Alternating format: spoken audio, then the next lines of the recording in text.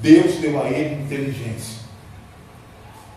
E é importante nós entendermos que havia um plano de Deus para a criação de uma escritura, mas isso não estava revelado ao homem. Quem está entendendo, diga amém, Jesus. Amém. Isso não estava revelado ao homem. Deus, criador, dá inteligência, porém, naquela época, obviamente, não havia a escrita. Não havia escrita. Correto, gente? É o primeiro ser humano. Você imagina, Adão, um homem arcaico, não tinha carro, não tinha nada disso hoje, não tinha celular, não tinha internet, não tinha nada. O homem é criado e tudo arcaicamente. Então, a história vai se passando de Adão aos seus filhos. E vem Abel e Caim mata Abel. E a história vai sendo transmitida, vai sendo seguida. Parecemos agora na época de Noé. Todos nós conhecemos a história de Noé, correto, gente? Primeiro Adão, depois a geração vai seguindo. E chegamos na época de Noé, onde Deus olha e o pecado estava contaminando o mundo. E Deus decide agora mandar um dilúvio. Havia Bíblia nessa época? Não. Havia escrita nessa época? Não.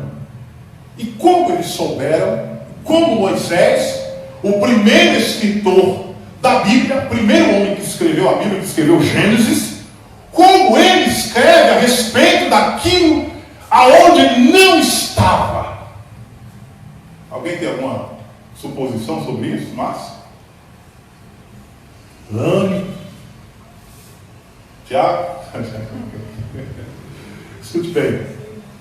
Para compreendermos a Bíblia, calma, não é para bater não, é que eu vou apontar aqui as coisas, tá? Para compreendermos, vem comigo, gente, vem comigo. Adão, gerações, Noé, Deus olha o mundo está em pecado, Deus decide mandar o dilúvio.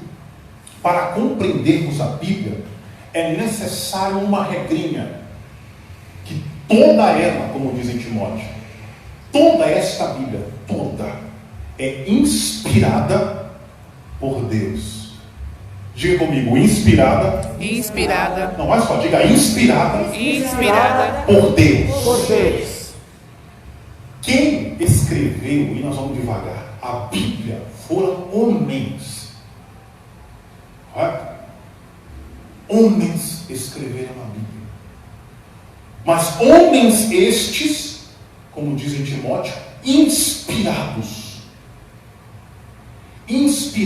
por Deus. Mas para Moisés, que nós já vamos chegar lá, começar a escrever Gênesis, além da inspiração de Deus, foi necessário uma coisa.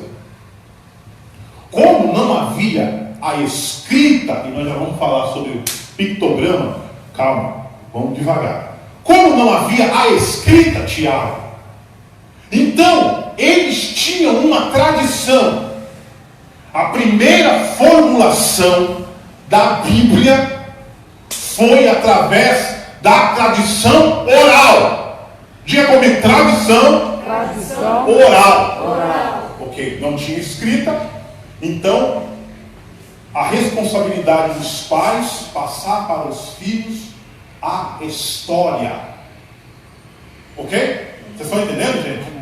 Como a gente pega os nossos filhos, conta a história dos avós, conta a nossa história. Olha, filho, naquele ano, como essa pandemia, nós vamos contar se Jesus não voltar até lá, nós vamos contar para os nossos netos. Olha, no ano de 2020 houve uma pandemia como nunca antes, além da gripe espanhola que matou mais, mas houve uma pandemia.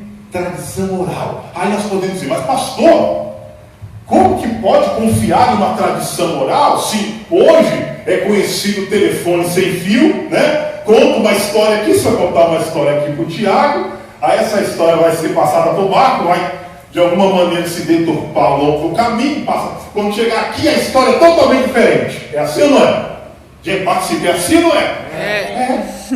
Porém, havia naquela época, como eu disse, para um bom, presta atenção, Marçal e WhatsApp, para um bom entendimento bíblico, é necessário nós interpretarmos a Bíblia, não como hoje.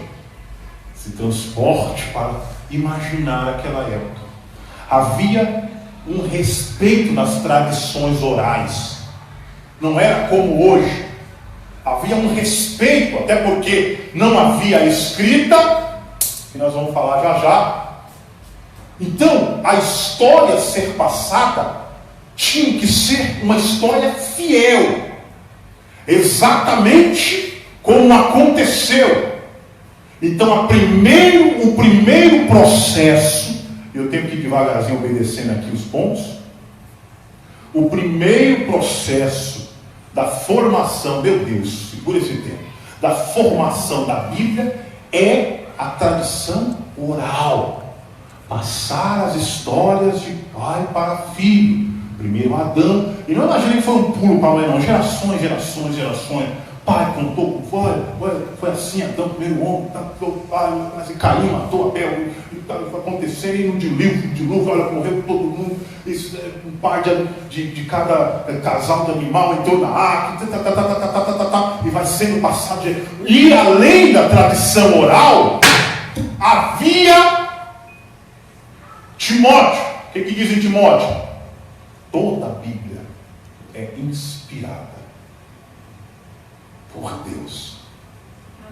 Não foi só humanamente. Entenda isso. Porque tudo que o homem faz dá errado. Tudo que o homem faz dá defeito, pastor Júlio César. Então, além da tradição fiel dos primeiros acontecimentos da Bíblia, havia a ação do Espírito Santo. Vocês estão entendendo, gente? Havia a ação de Deus, porque o homem não sabia que havia nos planos de Deus a criação de uma Bíblia. Eu vou falar bem popular aqui para ficar fácil o entendimento. Não havia na cabeça dos primeiros homens que Deus tinha um plano de criar uma tal de Bíblia, que nós vamos falar muito sobre ela hoje. Ô glória, eu preciso correr aqui. Então, a tradição oral passada de pai para filho era fiel, e além disso havia uma inspiração de Deus, e nós vamos perceber isso ao longo do tempo do estudo, e essa tradição era passada fielmente para as gerações, direcionada por Deus, porque havia um plano. Tá claro até aqui, gente? Amém até aqui? Amém. Oh, glória.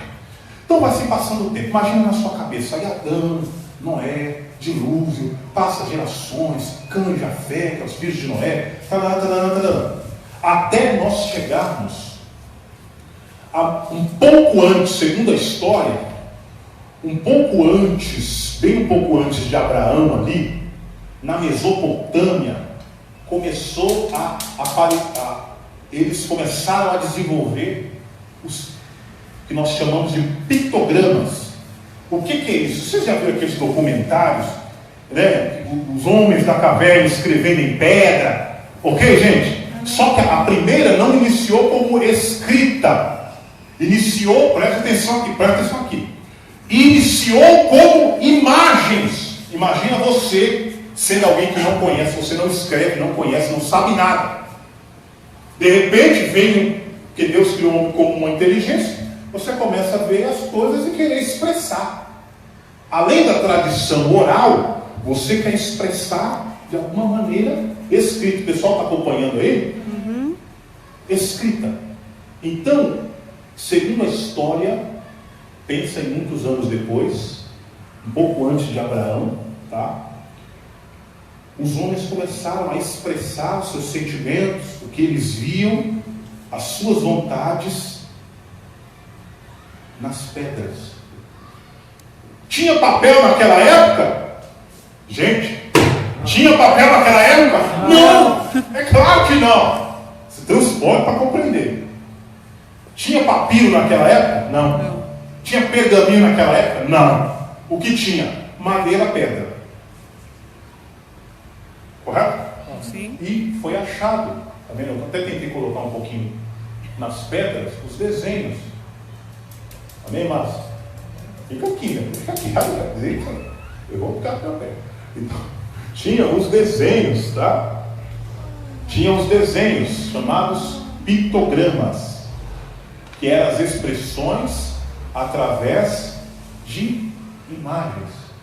Pouco tempo depois, chegando próximo de Abraão, aí iniciou o período da escrita. Aqui, ó, 3.000 anos. Aí eu preciso explicar, a maioria que já sabe, mas nós usamos a data, vocês vão ver. Vamos falar bastante de data aqui hoje. AC significa o quê? Antes de Cristo. Antes de Cristo. Então você imagina, 3.000 anos antes de Cristo. Ok? Ou quando falamos DC, é X anos depois de Cristo. É assim que se contagem, né? Então, 3.000 anos antes de Cristo, imagina, gente, é tempo. Gente, quantos anos tu tem, Márcio? 44. Tu tem história para contar, tem? Já viu muita coisa. 44 anos, tá quase, você está por aí também. Ele não fala, mas é por aí. Tem muita história. Não é? Né, Márcia? Fala a verdade, Márcia. Se você falar assim, Márcia, conta toda a história que você já viu, meu Deus, vai ficar uns 10 dias. A gente só compreende assim. 3.000 anos. 3.000 anos. Eu fiz uma pergunta para o Thiago Rodolfo, que deve estar aí. Eu fiz a pergunta, eu vou perguntar aqui para o Marcos. Marcos, você tem o seu primeiro RG? Primeiro RG. Não tem o seu primeiro RG. Cadê o seu primeiro RG? Cadê ele, irmão? Responda. Renovado. Mas e cadê ele? Lixo. Ele, papel, primeiro RG. Ah, com certeza foi por isso descartado. Se eu falar para você, vai lá e acha o teu primeiro RG. Não tem como. Tem mais ou menos a quantidade de tempo assim, o seu primeiro RG? Quanto tempo? Faz tempo. Mais ou menos. Eu nem lembro. Meu Deus, uns 30 anos, vamos dizer, uns 30 anos, 40 anos. 30 anos, vamos chutar aí, 30 anos. 30 anos, pastor Júlio César, é o exemplo, tá? O Marcos não tem o primeiro RG. Quem tem o primeiro RG aqui? A Oscar não tem. Marcos, primeiro RG. Só ele, Com 30 anos, eu acho que eu não tenho, eu acho que eu nem sei o que é isso. 30 anos. 3.000 anos. Vocês conseguem imaginar isso? Então, 3.000 anos, mais ou menos na época de Abraão, tá? Não estamos aqui na cronologia da história. Na época de Abraão, começou, Deus deu inteligência, quem deu inteligência para o homem foi Deus. Deus começou a dar inteligência para o homem, começou a criar a escrita. Isso é ciência, isso é arqueologia, tá? A história está aí, está comprovado. O homem começou na Mesopotâmia, os primeiros achados, né? A escrita. Está aqui, ó. Lá do lado da Suméria, aqueles lados ali. Começou a escrita, a escrever. Ok? Então, chama Moisés. Lá depois passa Abraão, Jacó, ok? Passa Abraão, passa Isaac, passa Jacó. Lá o povo está preso lá no Egito, correto? O povo está preso lá no Egito. E nós sabemos a história de Moisés. Faraó deu uma ordem para matar todas as crianças, meninos, né? Meninos, porque o povo hebreu lá estava crescendo muito. O Faraó ficou com medo, falou: manda matar todos os meninos, senão eles vão crescer e vão tomar meu reinado. E o que aconteceu? Moisés, a mãe ali a parteira, a mãe de Moisés lá, falou: não, é bonito e tal, colocou ele no rio para não morrer. E no rio Deus criou aquele cesto betumado, foi parar lá nas filhas de Faraó. E aonde Moisés foi criado? Aonde? No Egito. No Egito. No Egito. Por um propósito de Deus. Que isso, gente? Bate forte. Foi criado no Egito. Lá ele aprende a escrita. Quem está entendendo, diga amém, Jesus. Amém. Olha. Lá ele aprende a escrita. Porque havia um propósito. Havia um Propósito. Para quê? A Bíblia.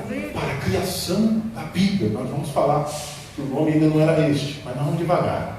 Para vocês entenderem, que é só na Bíblia. Então, Moisés, ai, Deus, São Moisés na sarça ardente, depois de grande, e não dá para ficar aqui. Moisés vai, Deus levanta, olha, Senhor, tem uma fala pesada, meio complicado, então põe Arão para falar com você, tal, e vai lá e diga, eu sou, te enviou.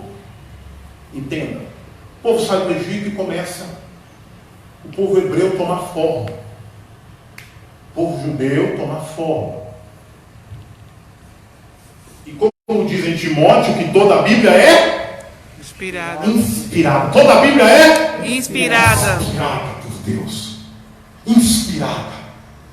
Então Deus inspira o coração de Moisés, e sem saber da formação de uma Bíblia, ele começa a escrever.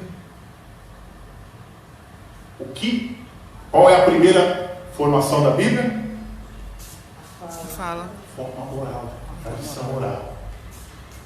Então, foi passado, Moisés, ele começa a registrar.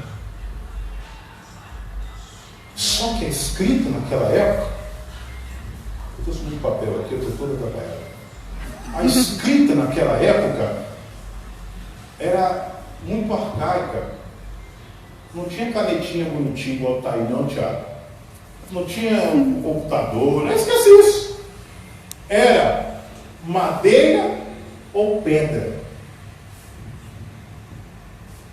A gente vê o livro de Gênesis, é um livro tremendo, né? Quantos capítulos tem o livro de Gênesis, pastor José, aí? Mas vamos lá, o livro de Gênesis tem... Gente, aqui é um estudo, tá? Nós vamos devagar, assim. E aí, vem aí na sua Bíblia, quantos capítulos aí tem o livro de Gênesis? Não sabe, mas é... 50 capítulos, né? 50, mano? Tudo isso, mano? 50 capítulos. A gente imagina isso aqui, ó, gente, ó. 50 capítulos. É coisa demais. É coisa demais para se escrever, né? 50 capítulos. Vocês acham que Moisés escreveu tudo isso numa pedra? Não. Estou perguntando, gente. Imagine vocês, se Deus pode para aquela época. Moisés escreveu tudo isso numa pedra? Não. Imagine, haja pedra, hein? Haja madeira, meu Deus. Tinha algumas, eles escreviam também numa espécie de planta, não me recordo agora. Mas você acha que era tudo? Haja planta, haja madeira, haja pedra. Correto? Mas ele registra. Gente, nós estamos falando de algo muito antigo. Então, o que nós temos são informações superficiais. O RG do Marco não está aí, com 30 anos, imagina com 3 mil. Vocês estão entendendo, gente? Então, as informações que temos, e nós vamos falar isso ao longo do meu Deus, vocês vão ter paciência comigo hoje. Vocês vão ter... Então, Moisés começa a registrar pela tradição oral, muitas coisas que chegou-se até ele, de forma resumida. Ele fala sobre Adão, fala sobre os acontecimentos de Noé, do dilúvio, e aí ele começa a registrar desde a história aí que ele vivenciou, ok? E aí nós vamos entender que os escritores da Bíblia, embora Moisés seja o autor, né, tem muitas controvérsias, mas nós vamos nesse caminho. Moisés seja o autor de Gênesis, mas o ofício do escriba, que é também conhecido como copista, era fazer cópia do que era registrado. Vocês estão entendendo, gente? Amém. Cópia, igual a Bíblia. Tem uma Bíblia, tem a Bíblia. Foram feitas, uma impressora imprimiu todas essas Bíblias. Então o escriba fazia cópias. Moisés, aí vocês precisam imaginar essa época, eu preciso correr, senão eu não vou conseguir chegar nem na metade desse estudo. Moisés registra, os escribas vão fazendo cópias ao longo da história do povo hebreu. Correto, gente? Aí vão para o deserto. Aí Moisés vai registrando os acontecimentos, da rocha sai água, e tudo vai sendo registrado. E aí, aí vem as leis de Deus, correto? Para resumir, Moisés escreveu o que nós chamamos de Torá. O que é a Torá? A Torá é os 5 primeiros livros da Bíblia. Nós chamamos em grego os Pentateucos. Moisés escreve, oh Deus, O César falou que eu vou derrubar essa água hoje. Não vou, pastor Jesus. Uma novidade. Gente, tá claro, gente, tá facinho, tá? Estou tentando mais de forma mais popular. Então, Moisés escreveu a Torá, os 5 primeiros livros da Bíblia. Conforme, imagine-se naquela época, imagine você naquela época. Moisés escrevia as suas experiências, as ordens de Deus, que nós vamos ver no transcorrer dos 5 livros, que é Gênesis, Êxodo, Números, Levítico, Deuteronômio. Correto, gente? Há uma ordem direta de Deus. Deus fala com Moisés para direcionar ao povo as suas leis. Eu não vou entrar em cunho teológico, eu quero seguir esse caminho. Então, ali, o povo, aqueles escritos, a gente vai voltar um pouquinho aqui. Primeira forma da construção da Bíblia foi a forma verbal. Tradição da história de pai para filho. A segunda forma de chegarmos na Bíblia foi a escrita. De pai para filho, Moisés registrava, e aí veio o terceiro processo da formação do que nós chamamos do cânon. Eu já vou explicar o que é. Que é colecionar. Amém, gente? Amém. Vocês perderem um segundo, vocês não vão entender. O terceiro processo foi colecionar. Os judeus sempre foram muito zelosos. Não meça como nós hoje, que joga coisa para lá, esquece documento, joga para lá, não sabe onde está o sapato, não sabe não. Eles tinham zelo com as Escrituras. Não existia Antigo Testamento.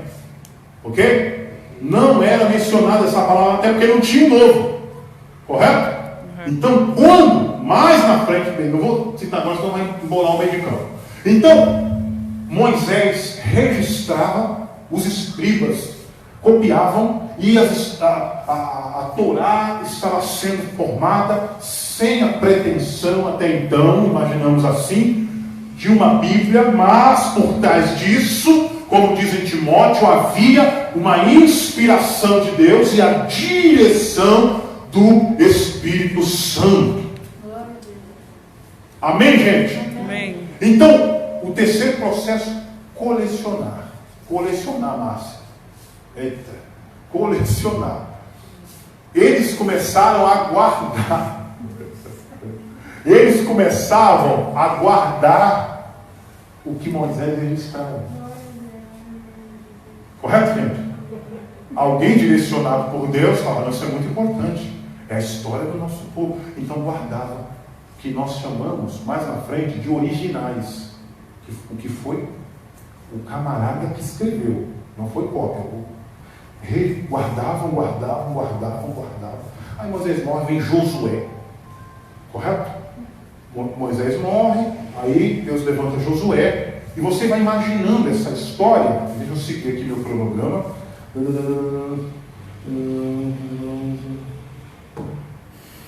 Pronto.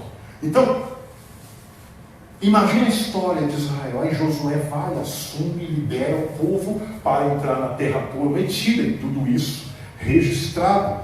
E ao longo do tempo, obviamente, a coisa vai se modernizando. Eles começam a inventar o papiro, né? Que é bem mais na frente. Não bola a cabeça, não, bem mais na frente. Então as cópias, elas começaram a ser. Imagine você, acha uma pedra, né, de Moisés escrita, e a pedra dizia de forma resumida o que aconteceu, até pela limitação da pedra. Não vai escrever um texto, né, longínquo. Então você pega, um escriba, um copista, sabendo da real história, porque ainda continuava a tradição da fala. Ok, gente?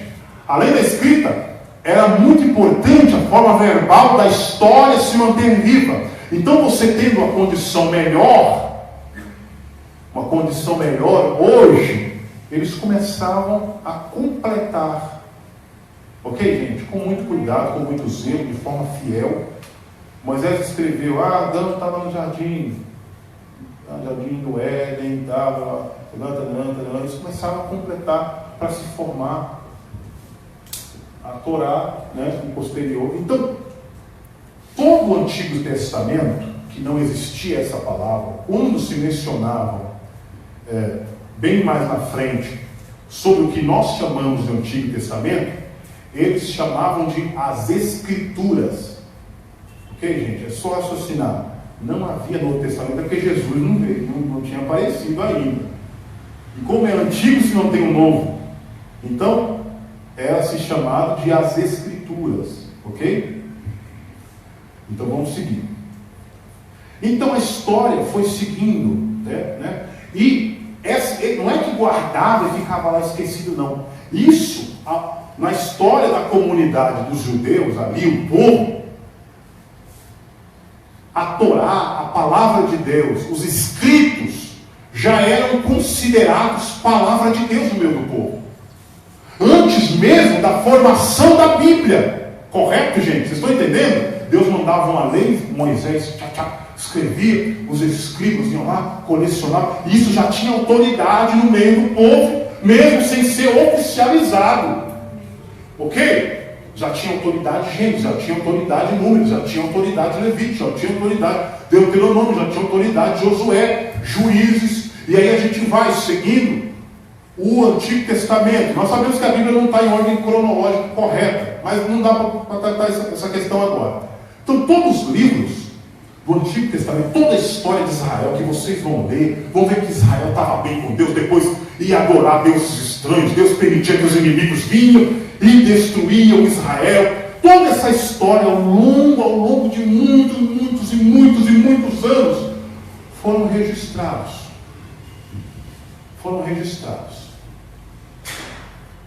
Até nós chegarmos, eu já dei um pulo aqui, 9 horas, meu Deus, eu vou ter que correr. Até nós chegarmos no cativeiro babilônico. O que é isso? Está aqui, ó. 606. Nós estamos falando de algo bem antigo, tá? Então, nós imaginamos assim: 606 antes de Cristo. 606 anos antes de Cristo. Ok? O general lá de Nabucodonosor, lá da Babilônia, vem, destrói Israel, ok? Destrói o templo, que nós aprendemos aqui um tempo atrás, sobre o templo, né, de Salomão. Destrói o templo, pega Israel, precisamente Judá, e leva cativo, e leva prisioneiro. Ok, gente? Esse mesmo Israel, essa mesma história que nós estamos seguindo, pega um povo, um general lá da Babilônia, que eu não me recordo o nome agora, pega o povo e leva escravo. Que nós chamamos do cativeiro babilônico. Cativeiro na Babilônia. Israel ficou lá cativo, preso lá na Babilônia por 70 anos.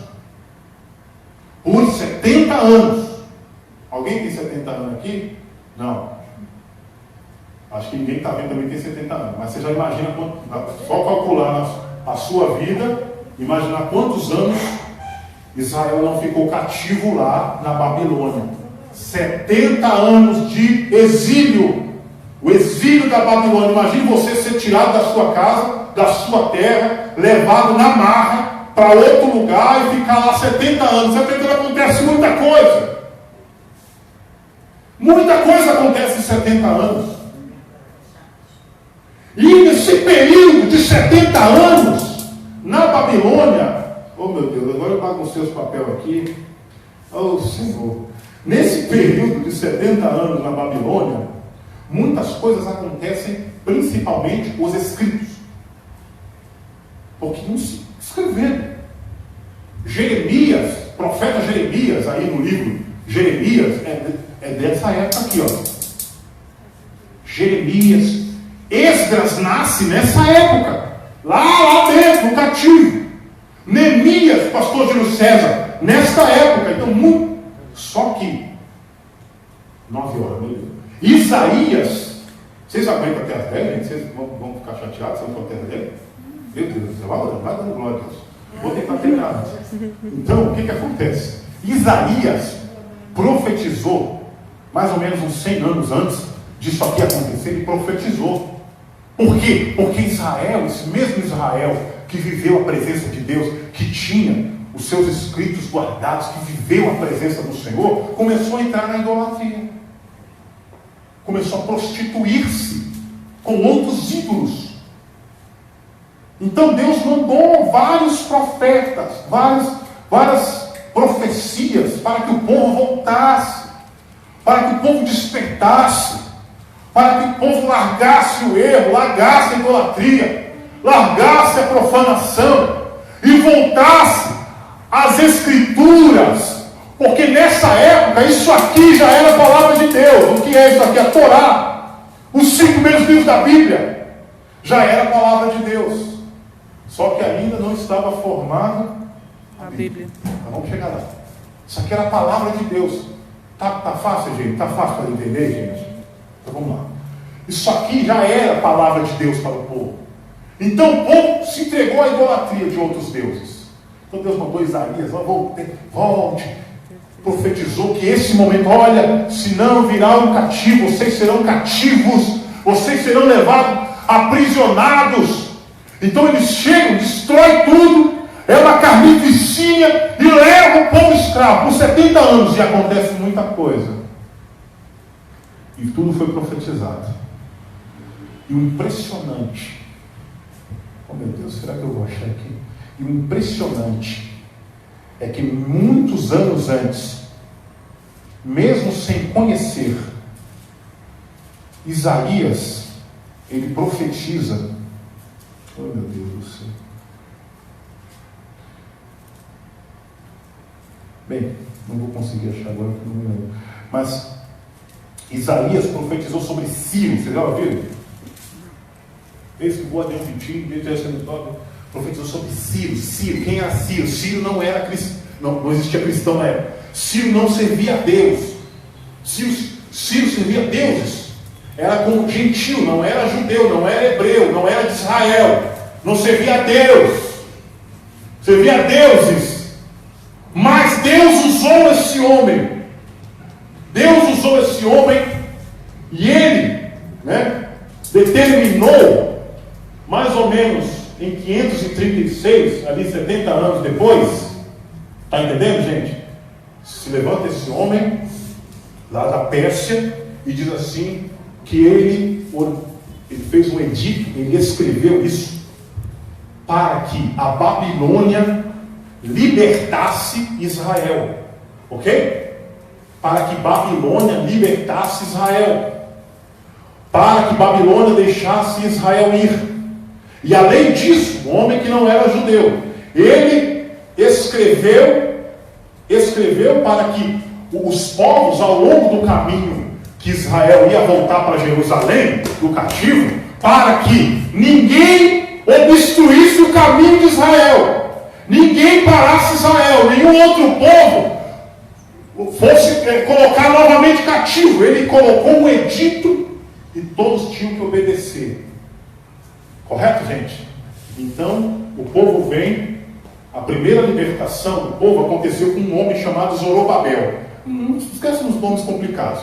Zorobabel vem com a primeira parte do povo, tá? Ele vem voltando do exílio para Jerusalém. É quando acontece a reconstrução do templo de Salomão. Ok, gente? Vocês lembram que nós falamos sobre isso aqui?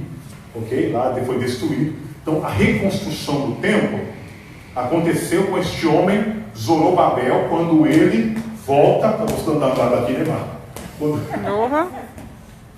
Quando ele volta do cativeiro, depois de 70 anos com o povo, e reconstrói o templo. Ciro ajuda. Esse templo não era igual ao templo de Salomão, luxuoso, cheio dos utensílios de Deus. Esse templo era menor, mas não importa isso agora. Esse templo era menor e mais modesto. Eles constroem o templo. A segunda vinda do povo, a segunda parte do povo, que isso foi feito em etapas, depois de anos, Esdras, mesmo Esdras que está aí na sua Bíblia, ele retorna junto com o povo e começa a reforma. Ok, gente? começa a reforma. Esdras caminha com o povo, saindo do cativeiro, e começa a reforma. A terceira ida, volta para Jerusalém, acontece com Neemias. Quem já não lembra do texto de Neemias? Que ele pede lá para o rei Artaxerxes, não é verdade? E o rei Artaxerxes fala: Neemias, por que seu semblante está assim? Ele fala: estou triste porque a minha cidade natal, Jerusalém, está destruída e suas portas queimadas a fogo. Sério que aqui? Vê como a Bíblia se encaixa, gente? Vocês estão entendendo? Como se encaixa a palavra, vê como é tremendo. Então, e o rei Artaxerxes se libera dele, e ele vem para reconstruir Jerusalém. Eu preciso correr, porque tem bastante coisa. Então, quando eles retornam, aí eles imaginam: nós precisamos de uma lei. Aí o povo começa a abandonar a idolatria. Aí o povo começa a voltar a Deus. E Esdras e Neemias lideram a construção do cânon. Ok? Do cânon. O que é cânon? Cânon é uma palavra que significa medir, vara de medir. Ok? No grego dá um entendimento de régua, de medida, de padrão. Ok, gente? O cânon, um padrão. Régua. Tem que existir um padrão para a construção do que nós chamamos de Antigo Testamento, que não era o Antigo Testamento, era as... Vou bater no peito. As Escrituras. As Escrituras. Para a formação das Escrituras, tinha que ter um padrão.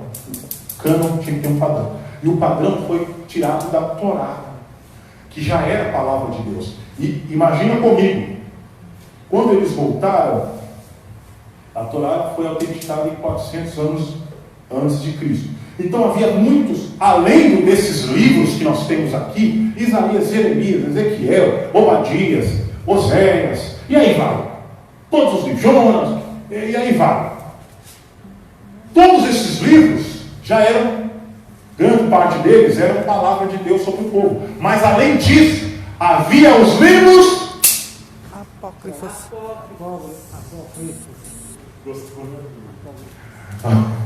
O pessoal de casa está ouvindo bem aí? Está ouvindo bem? Já fugiram. Porque é assunto chato assim, né? Já fugiram? Ainda não.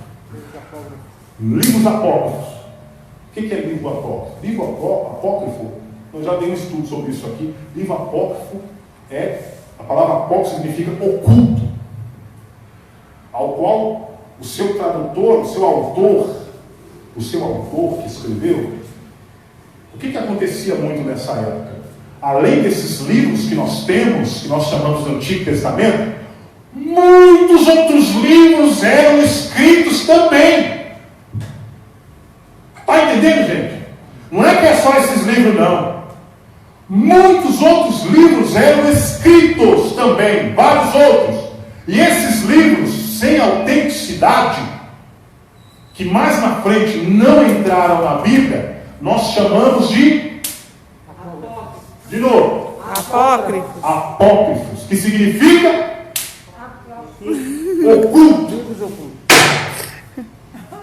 oculto. Aí o camarada ia lá e escrevia em nome de Abraão, Enoque, Evangelho de Enoque, ou Palavra de Enoque, ou seja, usavam-se de nomes grandes, e esse autor ninguém nem sabia quem era, no meio do povo judeu mesmo, muita heresia, muita coisa bagunçada, muita palavra que não tinha nada a ver. Nós vamos falar sobre isso um pouquinho mais na frente. Então eles escreviam o pastor Júlio César. Então, quando Neemias, Esdras e todo o povo hebreu, as lideranças, os escribas, eles decidiram: nós precisamos criar um cânon, e tem que ter um padrão. Voltando atrás, a primeira forma de início da criação da Bíblia foi a forma verbal. A segunda forma, escrito. A terceira, colecionar, guardar. Ok, gente? Guardar. Verbal, escrito e guardar. Não de muito tempo. E agora eles precisavam criar cânon, a palavra de Deus, instituir, autenticar livros que serviriam como regra para o povo hebreu. Não tinha outro povo, nós estamos falando do povo hebreu, o povo judeu, ok? Então eles precisariam criar um cânon. Esse cânon, como diz régua, padrão, medir, tinha que ter um padrão baseado aqui, que já era palavra de Deus. E todos esses livros também tinham autenticidade sobre a comunidade hebreia, sobre os judeus, já era palavra. Mesmo sem autenticação, eles já tinham os livros, as escritas dos profetas. Ok, gente? Está claro até aí? Não está confuso, não? Amém. Então eles começam agora a dizer, precisamos de uma lei.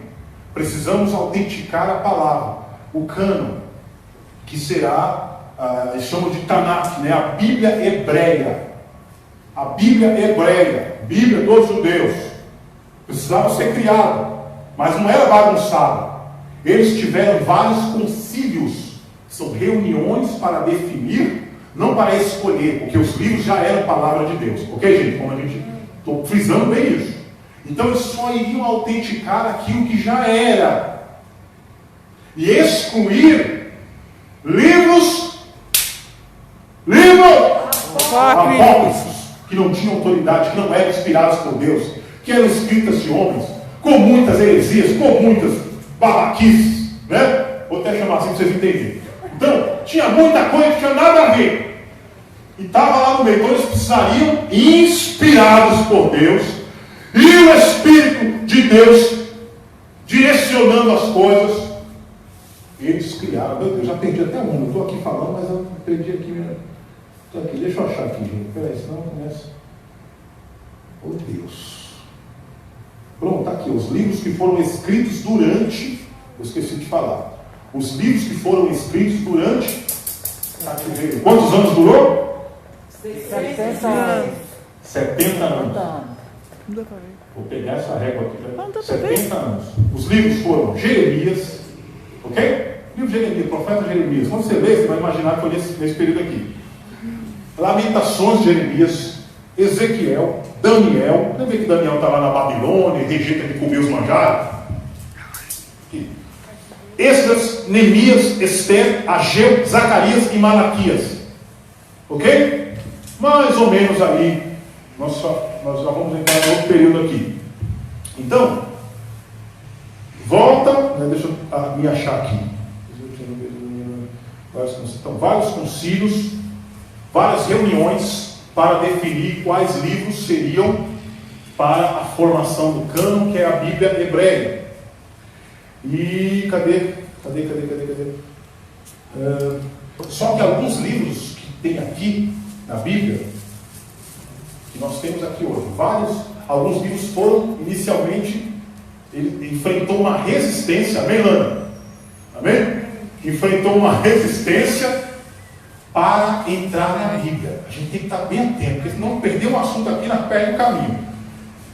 Alguns livros do Velho Testamento, das Escrituras, tiveram uma dificuldade para ser aceito. Ok, gente? Quem iria autenticar os livros não era Deus, pelo amor de Deus, entenda. Eram homens inspirados e direcionados por Deus. Então, alguns livros aqui, por exemplo, Cânticos dos Cânticos, Cantares de Salomão, foi um dos livros que teve dificuldade para entrar no cânon hebraico. Por quê? Porque se você ler esse livro, você vai ver entenda, gente, pelo amor de Deus, tá? Misericórdia, entenda, pelo amor de Deus, essa interpretação. Se vocês forem ler Cânticos dos Cânticos humanamente, sem espiritualidade, compreender o que ele quer dizer, você vai ver uma sensualidade nesse livro. Correto?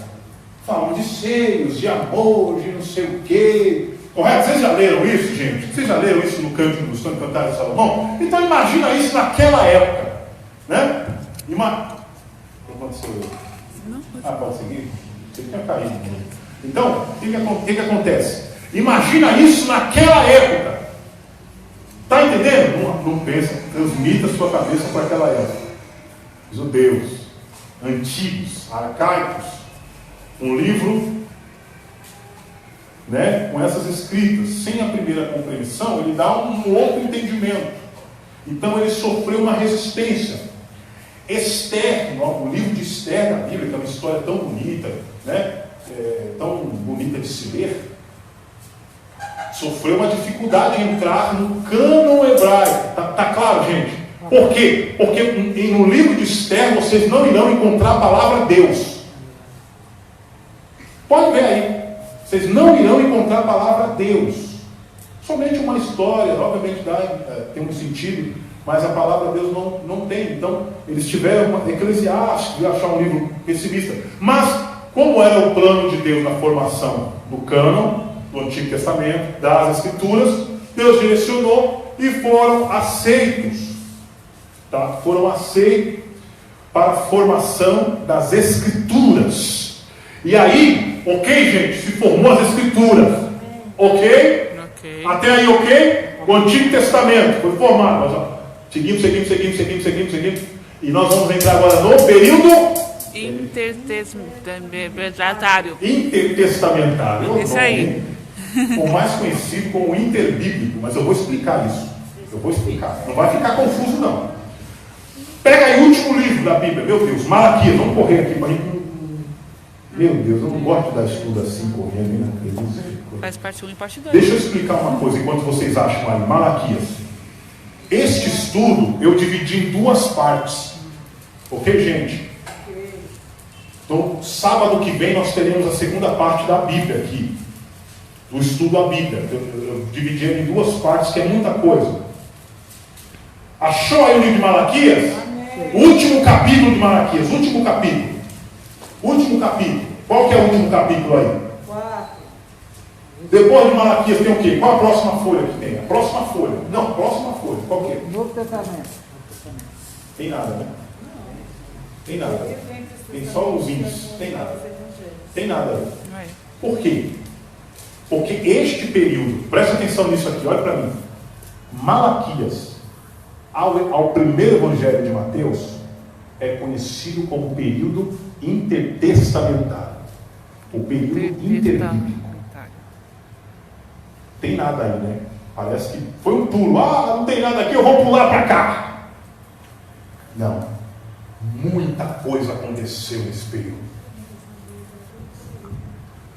A primeira coisa que eu preciso dizer é que Deus não falou. Ok? Ok. Deus não falou. Deus não trouxe nenhum profeta.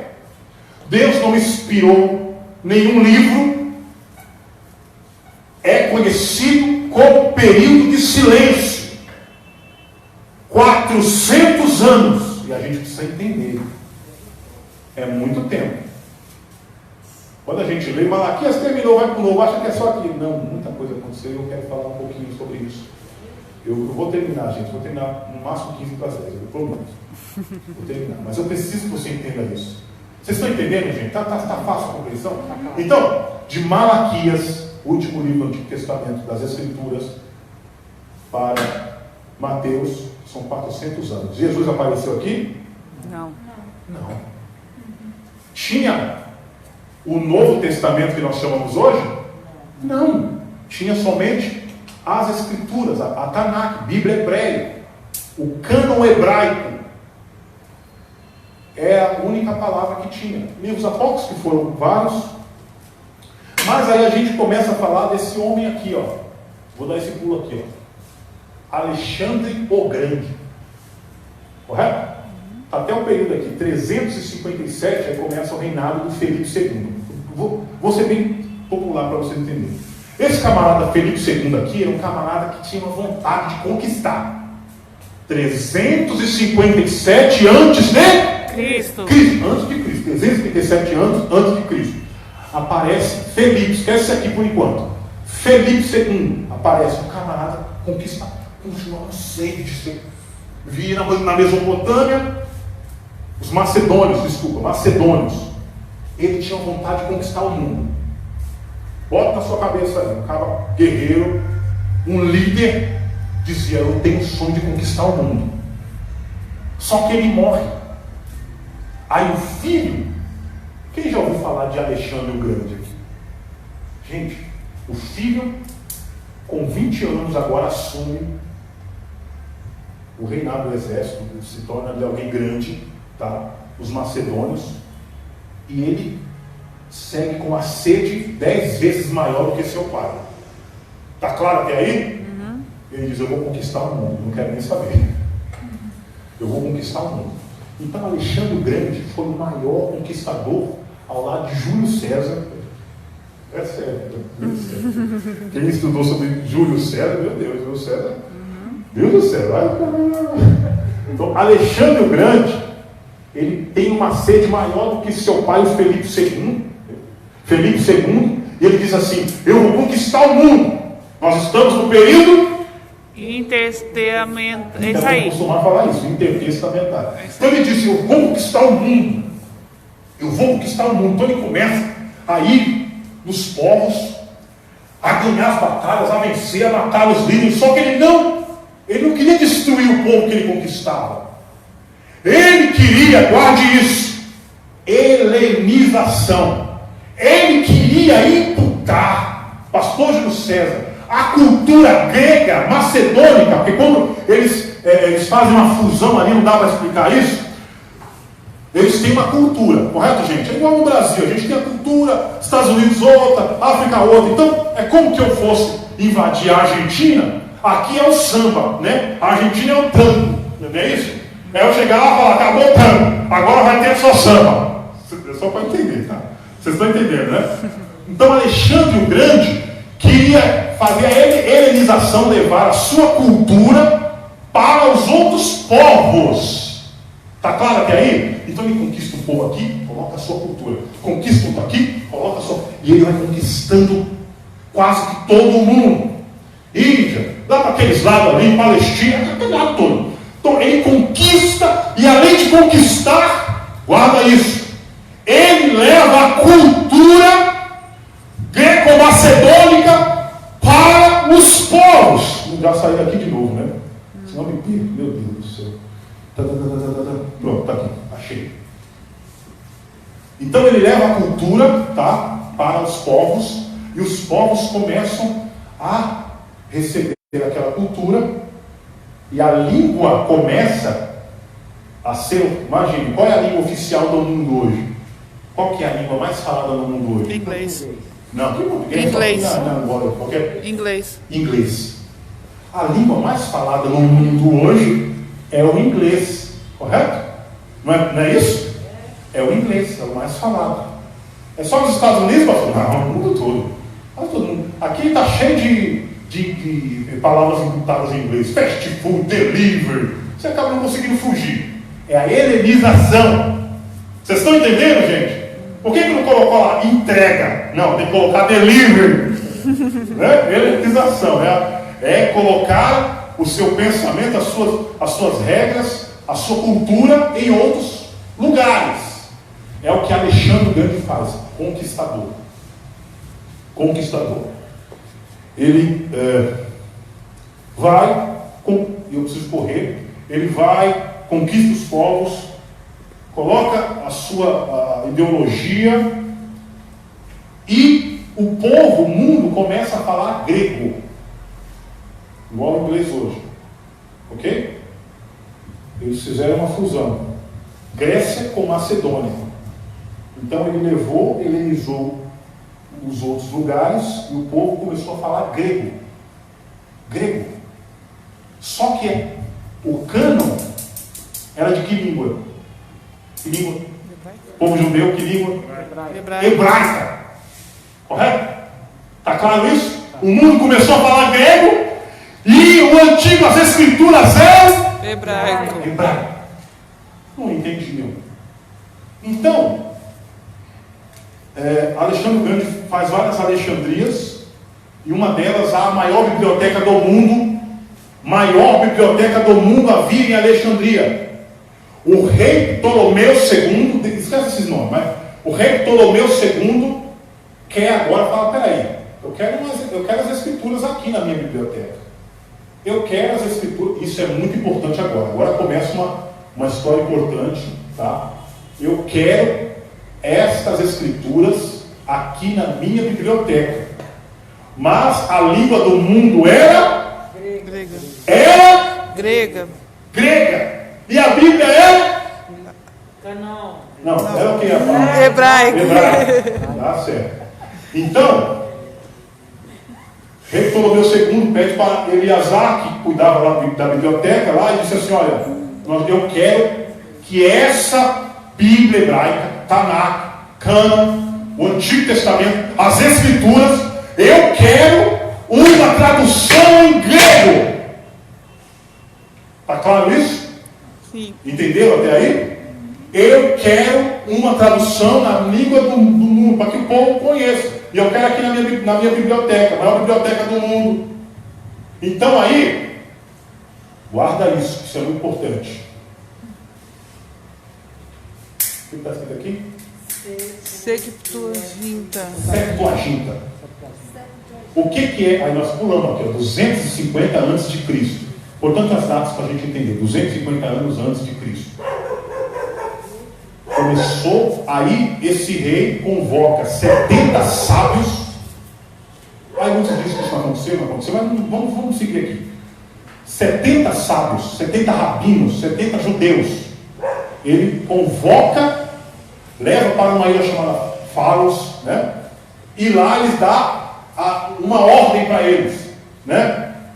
Eu quero que essa Bíblia hebraica, que esses 70 homens, rabinos, traduzam a Bíblia hebraica para o grego, que era a língua oficial da época. Ah, Deus, Senhor. Chamada Septuaginta, que em grego quer dizer 70. Só isso. Septuaginta, que em grego quer dizer 70. Então eles traduziram a Bíblia. Cadê meu Deus? Pronto. Eles traduziram a Bíblia do hebraico para o grego. 70 homens, eles traduziram, levaram, não me recordo agora se é 70 dias, 72 dias, não me lembro agora. Todos eles, 70 homens, imagina, cada um longe do outro, começa a traduzir a Bíblia inteira. O cânon que foi formado, até aqui, Esdras e Neemias formou a Bíblia hebraica, eles agora querem a tradução do grego, e 70 homens começam a traduzir do hebraico para o grego. Está claro até aí? Do hebraico para o grego. E todos eles traduzem. Terminou, eles fazem a confrontação dos textos. E segundo a história, estavam todos iguais. Correto? Correto. Todos os textos iguais, a tradução. E eles chamaram da Bíblia Septuaginta, que é a tradução da Bíblia hebraica para o grego. Igual a Bíblia nós temos aqui em português. Ok, gente? Ok até aí? Ok. Só que aqui, aí ao longo da história, vão ser inseridos. Nós temos no Antigo Testamento, e eu preciso abrir um parênteses aqui, rapidinho. Bem, fala depois isso, deixa eu falar, senão vai enrolar tudo. Então aqui eles começam a inserir muitos livros Apócrifos. que muitos chamam de deuterocanônicos. Mas, calma aí, vamos devagar. Tá? Eles pegam aqui e falam: não, vamos botar mais um livro aí, ao longo da história, ok? Fechou aqui a palavra de Deus, eles traduzem para o grego e dizem: vamos incluir alguns livros. Ok, gente? Ok. Vamos incluir alguns livros. E eles incluem 7 livros. Quantos livros? 7. 7 livros. Eles incluem, tiraram da Bíblia hebraica para a grega e incluem 7 livros. Livros Apócrifos. que muitos chamam de deuterocanônicos. Que não era. E nós vamos tocar nisso, isso aí é muito importante. Então aqui é a Bíblia católica hoje. Ok, gente? Ok. A gente devagar. Ok? Ok. A gente devagar, mas guarda na cabeça. Aqui é a Bíblia católica, que foram inseridos 7 livros a mais. Sim. A nossa Bíblia, o nosso Antigo Testamento, é exatamente igual à Bíblia hebraica. Ok? A diferença é que a divisão é diferente. Nós temos 1 Reis e 2 Reis, 1 Crônicas e 2 Crônicas, Jeremias e Lamentações de Jeremias. Eles não têm isso. Não existe 1 e 2, é um livro só. 1 e 2 não, é um livro só.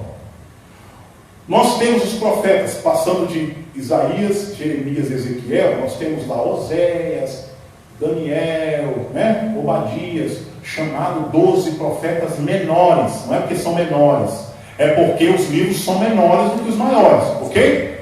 Lá, ele só é um livro só. Os 12 profetas menores que nós temos aqui, livro por livro, na Bíblia hebraica, é um só chamado 12. Os profetas 12. E o livro de Esther, Ruth, se torna um livro só. Então, por isso, a numeração dos livros são menores do que a nossa Bíblia, chamada Bíblia protestante, nós vamos falar daqui a pouco. Então, por isso que é menor nos números de livros, mas o conteúdo é o mesmo. Correto? O mesmo conteúdo da Bíblia hebraica é a Bíblia protestante. E na Septuaginta, vocês lembram aqui, Alexandre colocou o grego no mundo, o rei Ptolomeu II disse: eu quero a Bíblia dessa aqui, e pede para Eleazar convocar 70 sábios, eles traduzem para o grego, que significa Septuaginta, demora 70 dias, e incluíram aqui ao longo do tempo alguns livros, que são esses livros chamados livros apócrifos, que foram inseridos, que nós entendemos que não são inspirados por Deus, e hoje há mais esses livros na Bíblia Septuaginta, que é a Bíblia católica. Está claro que é aí, gente? Bíblia hebraica, Tanakh, Bíblia protestante, nós estamos falando do Antigo Testamento, tá? E Septuaginta, são 7 livros a mais. Eu gostaria de falar desses livros, mas não vai dar tempo. Não vai dar tempo, infelizmente. Mas vamos lá. Aí acaba o período. Tem várias coisas lá, mas não tão assim importante. Então acaba o período intertestamentário e nós começamos um Novo Testamento. Jesus nasce, ok? Passou tudo isso, Jesus nasce. Ok, gente? Nasce, okay. Todos nós conhecemos. Jesus nasce. Tem o Novo Testamento? Tem o Novo Testamento? Não. Claro que não, gente. Jesus acabou de nascer. Não tinha. Então ele usava as Bíblia hebraica. Quer dizer? Escrituras. Escrituras. Alguns falam, ele usou a Septuaginta. Bem, não vou entrar nisso. Jesus usa as Escrituras. Ele menciona as Escrituras no Novo Testamento. Ele menciona os profetas. Ok? A Bíblia que era usada no Novo Testamento, no período de Cristo, era. Não diz isso aqui, mas as Escrituras. Nenhum momento, preste atenção nisso que é importante. Nenhum momento Jesus citou os livros apócrifos da Septuaginta. O que é Septuaginta? 70. O que aconteceu lá? O que aconteceu? 7 livros a mais. Sim, durante esse período. Não dá para saber se exatamente ali, mas Jesus nunca citou esses livros deuterocanônicos, apócrifos, nós conhecemos que é apócrifo oculto, que não há autor e não tem autenticidade, entendemos ser um livro histórico, até gostoso de se ler pela história, mas não há inspiração de Deus nesses livros. Jesus não citou nenhum versículo ou frases, ou que seja, qualquer outra coisa desses livros apócrifos inseridos na Septuaginta. Jesus não citou nenhum deles. Que é a Bíblia que nós... está aqui. A Bíblia que nós utilizamos. As Escrituras. Então Jesus vai, eu já vou terminar, gente, misericórdia. Já vou terminar, prometo. Jesus vai, nasce, e escolhe os discípulos, você vem me seguir, e tal, escolhe os 12, e ali vão seguindo, fazendo a obra. Jesus faz 33 anos e segue o caminho. Tinha Novo Testamento? Não tinha. Depois que Cristo foi ascendido aos céus, começam a escrever. As admoestações. Quando você vê as epístolas de Paulo, abre a cabeça agora. Quando vocês veem as epístolas de Paulo, são cartas. Até então não havia uma ideia clara de que se ia ter o Novo Testamento. Não tinha isso. Eram cartas, recomendações que os apóstolos mandavam para as igrejas. Vocês estão entendendo, gente? Expulsar o irmão imoral. Olha, cuidado, vigiai-vos. Eles mandavam, porque não tinha o WhatsApp, não tinha telefone. Então eles usavam os pergaminhos, papiros, né? Que aí já não era mais igual Moisés, pedra e madeira e planta, né? Já eram pergaminhos, tá? E vão escrevendo e mandando às igrejas. E ao longo do tempo Jesus morre, vai aos céus, e tal, e as igrejas começam a trocar essas cartas, admoestações, e isso começa a se tornar palavra de Deus para os cristãos. Começam naturalmente a reconhecer como palavra de Deus para os cristãos. Eles começam poxa, Paulo mandou fazer isso, então começa a ter uma autoridade. Começa a ter uma autoridade de palavra de Deus. As admoestações, as cartas, não dá para falar sobre a cronologia, mas já vou terminar. As cartas começam a ter autoridade. E aí, isso começa a ser inserido, imagine, ao longo do tempo. Começa a ser fator doutrinário para a igreja, o que Paulo disse, que Pedro disse, que João disse, que Tiago disse, que todos disseram. As cartas em papiro eram, e os copistas, escribas, faziam cópias e mandavam, cópias. Está entendendo, gente? Ok. Aí nós chegamos aqui, isso vai passando tempo. Aparece em 313 depois de Cristo. 313 depois de Cristo. Ok? Aí a época dos imperadores, não dá para detalhar agora. Constantino, aí você imagina os cristãos sendo perseguidos, mortos, cada imperador atrás do outro, mandando destruir casa, matar os cristãos, prender os cristãos. Então aquela coisa horrenda, Nero e os outros imperadores destruíram o cristianismo, até surgir esse homem, Constantino, imperador, em 313 depois de Cristo. Está entendendo quando é longo o negócio aqui? E ele manda cessar a perseguição contra os cristãos. Ele diz assim: cesse, acabe a perseguição. E aí Constantino, meu Deus, tenha paciência. Constantino, ele institui em Roma, né? Institui como imperador que a religião principal, oficial de Roma seja o cristianismo. Ok, gente? Ele instituiu, agora a religião aqui é o cristianismo.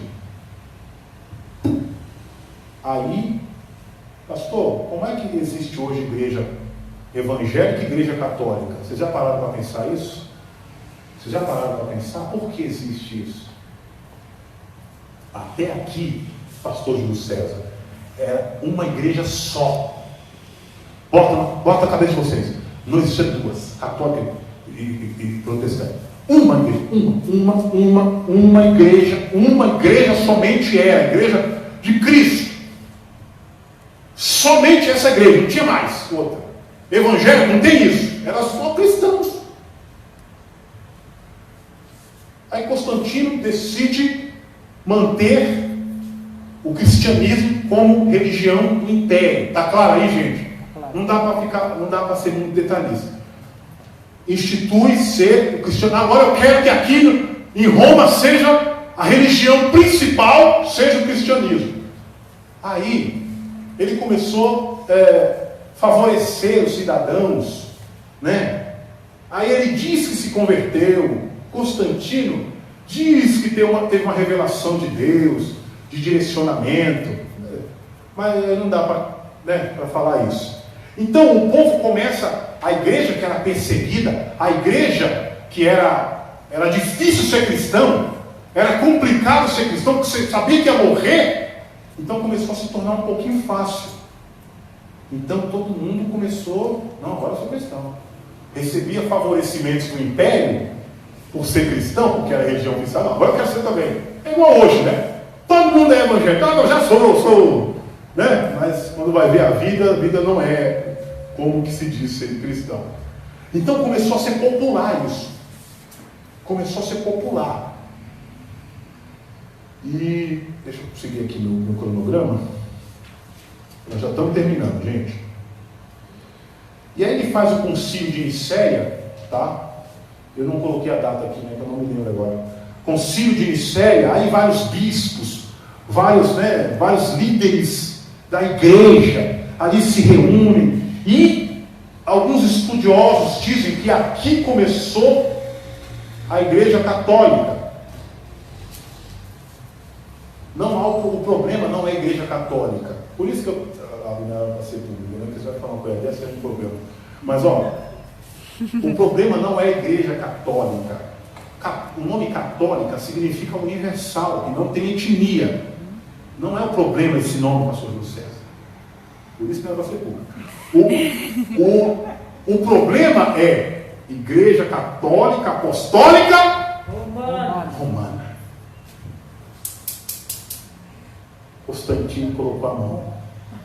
O problema, até o período aqui, até o período de 300, a igreja era uma só. Tinha suas heresias, como toda igreja tem, todo o tempo tem. Mas era uma igreja sadia, que mantinha a sua palavra, mantinha os ensinamentos, né? Porque mais depois, aqui em Concílio de Cartago, esquece os nomes, mas Concílio de Cartago, em 397, depois de Cristo, foi aqui, não é que foi criaram aqui. Aqui, eles foram vários concílios, mas aqui deu o ponto final de montar o cânon protestante, o Novo Testamento. Eles fizeram como houve aqui em Neemias e Esdras. Eles só autenticaram o que já era a palavra de Deus. Vocês estão entendendo, gente? Não é que eles decidiram isso aqui não. Isso já vinha. O Novo Testamento, eu já vou voltar para cá, mas já estamos terminando. Isso já vinha como palavra de Deus. Tiago, Paulo, João, Pedro, já tinha autoridade de palavra de Deus, mas ainda não tinha sido autenticado, só isso. Era palavra de Deus, mas ainda não tinha sido autenticado. No Concílio de Cartago, eles bateram o martelo. Novo Testamento. Novo Testamento, que são os livros que nós temos hoje. Ok, gente? Não dá para explicar os detalhes aqui, porque o tempo já se foi. Então, com o início aqui de Constantino, a coisa vai ficando complicada. Cadê? Aqui, isso aqui eu tenho que achar. Agora eu preciso ler. Eu tenho um defeito, eu não gosto de ler. Eu gosto, tá aqui, ó, mas eu tenho esse defeito ainda, mas eu vou me curar disso. Então, o que acontece? No ano 300, a igreja era uma só, sadia, tinha suas heresias, tinha alguns problemas. Isso aqui, muitos pais da igreja refutaram, alguns pais da igreja mencionaram, mas não vamos tocar nisso. Septuaginta já também estava em vigência, mas nós vamos falar isso um pouquinho mais à frente. Não era tão aceita. Então, também nesse tempo houve muitos livros apócrifos. Não dá para falar tudo aqui, não dá para falar. Mas vamos aqui. Aqui autenticou o Novo Testamento, Concílio de Cartago, ok? Concílio de Cartago oficializou o Novo Testamento, autenticou aquilo que já era a palavra de Deus sobre o povo. Amém, gente? Amém. Oh, glória a Deus, amém. Os judeus não aceitaram. Para os judeus não existe Novo Testamento, mas aí é outro assunto. Não dá para falar aqui, tá? Então, no ano 300, a igreja ainda era sadia, ainda seguia os princípios bíblicos, era uma igreja sadia, uma igreja que tinha princípio. Mas começou em ano 300, esses evangelhos apócrifos que não foram aceitos no cânon hebraico, tinha coisa bizarra, tinha oração por mortos. O que você acha? Porque é complicado. Por que você acha que a Igreja Católica faz oração, a missa do sétimo dia? A oração pelos mortos, o purgatório. Isso não existia na igreja primitiva. Isso foi sendo inserido ao longo dos anos. E a gente tem, no ano 300 depois de Cristo, foi inserido a oração pelos mortos. O que diz lá no livro de Macabeus, que é um dos livros apócrifos que foi inserido na Septuaginta. Está claro, gente? Não dá confuso não, né? No ano 300 foi inserido na igreja a oração pelos mortos. No mesmo ano, o sinal da cruz. Aqui, ó. Aqui, ó. Isso não existia, não existia isso. Isso foi inserido pelos bispos e padres ao longo do tempo. Então, no ano 300, inseriram na igreja, que era uma só, até então ainda é uma só, ok? 300 depois de Cristo, uma só. Então, foi inserido no ano 300 a oração pelos mortos. Está assustado, Tiago? Calma aí. E o sinal da cruz. Correto? No ano 320 depois de Cristo, foi instituído na igreja os cultos com velas. Correto, gente? Não existia isso na igreja. Então a igreja foi se deformando, perdendo a sua forma ao longo do tempo. Tá? No ano 375, foi inserido a veneração dos santos, dos anjos santos, né? Mortos, e o uso das imagens. Eu preciso só um pouquinho aqui. Segundo alguns estudiosos, a imagem, não é que eles inicialmente botaram a imagem para ser adorada. Como o analfabetismo era muito grande naquela época, as pessoas não sabiam ler, então eles usavam algumas imagens, figuras de imagens, para facilitar na compreensão daqueles que não sabiam. Ao longo do tempo, eles foram santificando essas imagens e aí foi-se embora. Tá? Vamos lá. No ano 395, instaura-se a missa. Vou correr. No ano 500, começam a vestir-se como padres. Não havia essa vestimenta, tá? No meio dos apóstolos, né? Calma aí. No ano 593 depois de Cristo, começa a doutrina do purgatório. Ok? Uma espécie de preparação para o céu ou o inferno, né? No ano 600, o latim é usado nos cultos. No ano 600 também depois de Cristo, instaurou-se a oração por Maria. Ok, gente? Não existia isso. Até então aqui já é outra igreja, mas eu vou parar aqui agora, no ano 600. Cadê? Aqui. No 604, presta atenção, agora que já vou terminar, mas precisa entender isso aqui. Aqui era a Bíblia hebraica. Foi traduzido para Septuaginta. Para o grego. Traduzido para o grego. Do hebraico para o grego. E mais ao longo do tempo, começou a ser a Vulgata. Oh meu Deus, cada um. Vulgata. Foi traduzido por um padre chamado Jerônimo. Tá? Ele traduziu para o latim. Por quê? O latim começou a ser popular demais, assim como foi o grego. Então precisava de uma tradução mais para o povo, mais para o popular, para as pessoas mais simples. Então traduziu-se a Septuaginta, mais ou menos aqui, eu vou explicar aqui, para o latim. Ok, gente? Jerônimo pega o cânon hebraico, traduz para o latim. Ele coloca os 7 livros que foram inseridos aqui, vocês estão entendendo? Ele coloca os 7 livros inseridos aqui na Vulgata, na tradução para o latim da Bíblia. Está claro isso? Está difícil? Não. Só que ele coloca também os 7 livros, mas ele coloca lá, esse livro é só para estudo. Ele quis dizer no rodapé, não é inspirado por Deus. Eu estou colocando aqui na Vulgata somente para que vocês... São livros interessantes de se ler, como qualquer outro. Livro apócrifo. Mas, eu estou colocando só ressalva aqui no rodapé. Não tenham isso como palavra de Deus, inspirados pelo Senhor. A Vulgata. Só que ao longo do tempo, isso foi se perdendo. E Depois nós vamos falar aqui, o concílio de Trento. Já vou terminar. Está claro aqui, gente? Tradução para o latim, porém ele colocou os mesmos livros que houve na Septuaginta, mas com uma ressalva que esses livros eram somente históricos, mas ao longo do tempo isso foi se perdendo. Então, 600 depois de Cristo, oração para Maria. 607, o papado romano é instaurado, nessa a questão do Papa, né, aquela coisa toda.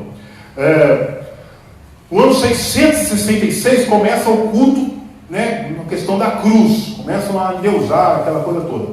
No ano 850 antes de Cristo, começa a questão da água benta, ok? Não tinha na igreja. Vão inserindo, percebe como a igreja vai se deformando? Vocês estão entendendo, gente? Como vai sendo inserido muitas questões ao longo do tempo? No ano 995, começa a canonização dos santos.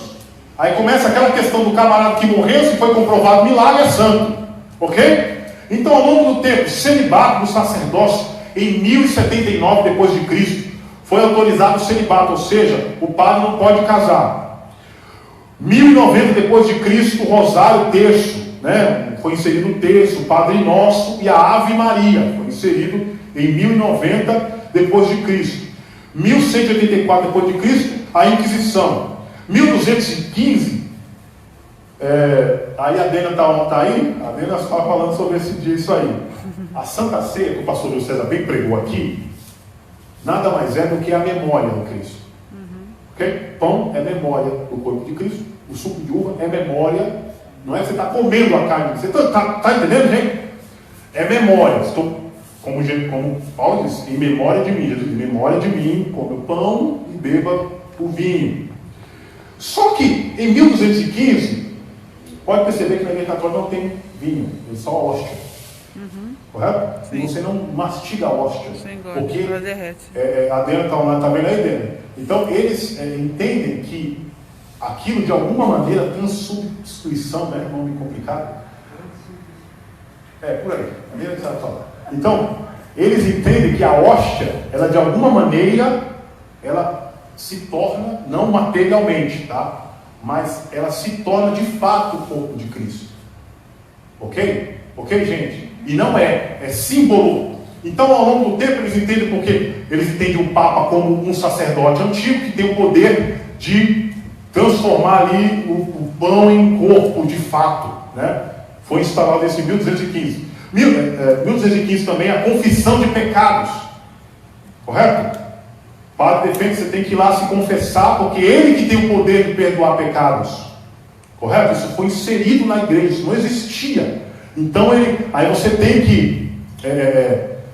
que, de alguma maneira, ir lá se confessar para ele te dar uma penitência, para você ir lá e pagar a penitência, a Maria, sei lá o quê, e aí você tem o perdão do pecado. Ok? 1229, a proibição da Bíblia para os leigos. Tá? 1414, proibido ao povo o uso de vinho na ceia. Né? 1439 foi instaurado o purgatório. 1508 a Ave Maria. E aí vai. Isso aqui é só para entender que foi colocado. Aí quando chega aqui, o que está escrito aqui? Não fala com vontade. Reforma protestante. Acaba não aguentou. Falou, não, peraí. A igreja não era assim. Vocês estão entendendo? Era uma igreja só. Aí tudo isso foi acontecendo. Um padre, além de outros mais antes, já estavam de alguma maneira protestando, falou, não, a igreja perdeu o caminho. A igreja foi inserida coisas no meio aí que não era. A igreja não era assim, não tinha nada disso. Então ele faz as 95 teses, confrontando da maneira que a igreja estava. E foi iniciado aí a Reforma Protestante. Reforma Protestante. Daí iniciou o movimento protestante, que realmente diz, estamos protestando, porque o protesto só faz aquele que não aceita alguma coisa. O protesto, eu vou protestar aqui, porque você não está concordando com alguma coisa, ok? Então Lutero, que era um padre, ok? Que até então não era tanto o problema.